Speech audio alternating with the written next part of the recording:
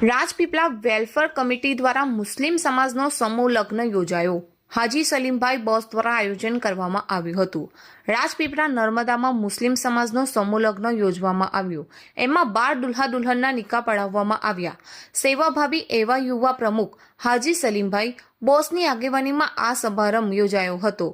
રાજપીપળા અને આજુબાજુના વિસ્તારમાંથી 12 દુલ્હા દુલ્હનોને સૈયદ મોહમ્મદ મિયા, સૈયદ નુરાની મિયા, સૈયદ સુભાની મિયા નિકાહ પડાવ્યા હતા।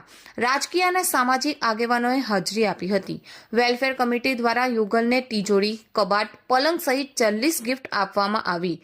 આગામી સમૂહ લગ્નમાં રાજપીપળાના ખાન રીજ્જુભાઈ કપડાવાળા રાજ કલેક્શન તરફથી સમૂહ લગ્નમાં એક દુલ્હનનો ખર્ચ એમના તરફથી રહેશે એમ જાહેરાત કરવામાં આવી હતી।